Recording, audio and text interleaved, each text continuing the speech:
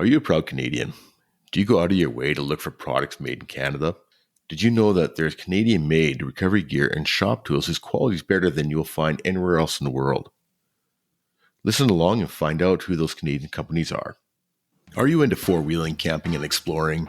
How about off-road racing like mud bogs, short course wheel-to-wheel racing, or even desert races? Well, you've come to the right place. Welcome to 4x4 Canada podcast. My name is Wes, and I've been four-wheeling since I was 6 weeks old. I have over 20 years experience in 4x4 shops, many more than that in the off-road racing, and a lifetime of exploring the backcountry across Canada. Every week we bring you a new guest where they give you their perspective on the industry. We discuss everything from four-wheeling, overlanding, every form of off-road racing across this great country, as well as we talk to Canadian manufacturers and 4x4 shops. Just a quick reminder that if you're looking for more episodes, you can find all of our episodes on 4x4canadapodcast.com or your favorite podcast sharing platform. You can find us on Facebook, Instagram, and YouTube at 4x4canadapodcast.com. Now let's get to the show. Today I'm doing something a little different. One of the reasons I started this podcast was to showcase Canadian companies and manufacturers. So today, I'm going to talk about some of the Canadian companies that make recovery gear and shop tools. First off on the list, we have Freedom Recovery Gear, which is owned by Richard Sheridan out of Pritchard, BC.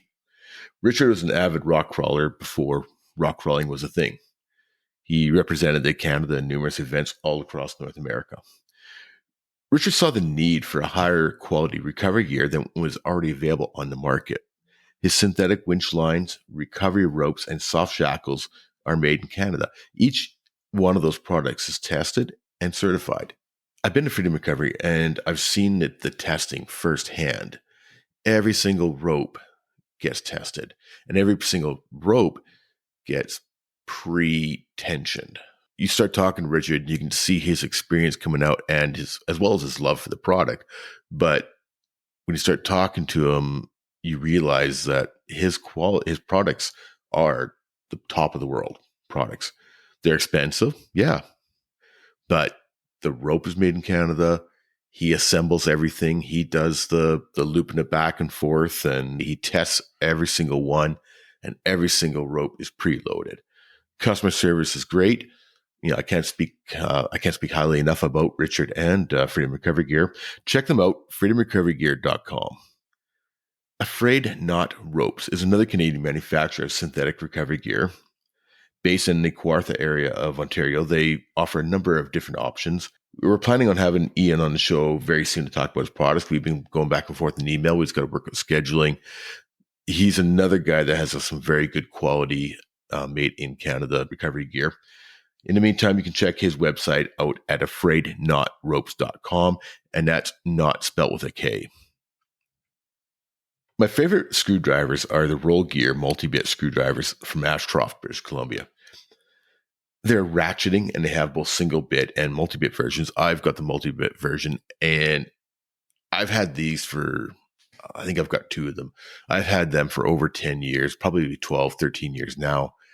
And the quality they're still working just like they did, the first day. I was so impressed with the quality of them. I bought them for every toolbox in my shop at work, and the guys loved them.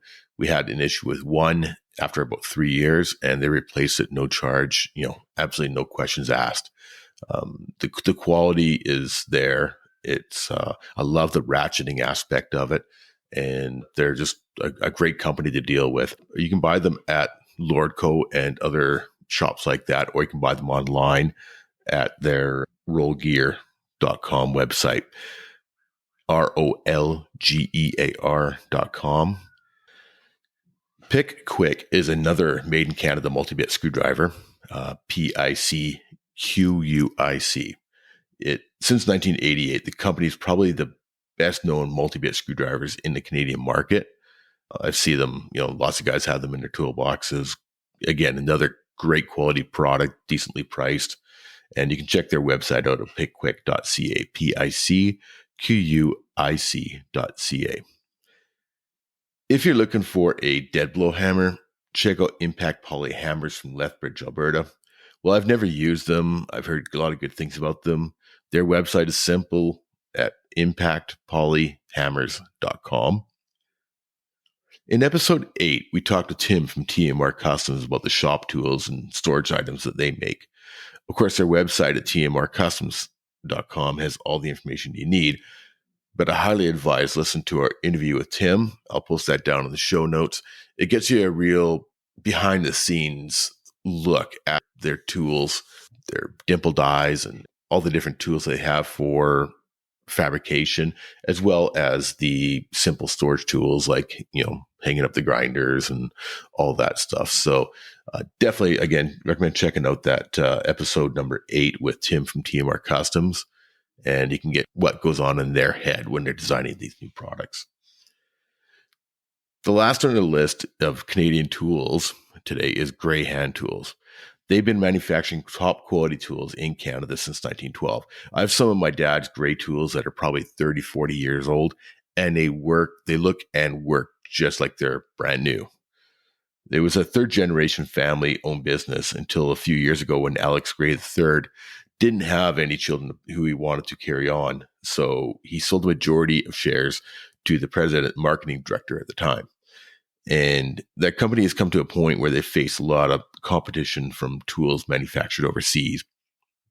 To compete with those, they started a new division called Dynamic Tools, which are manufactured overseas. However, they kept manufacturing a majority of their high-quality Gray brand in Brampton, Ontario.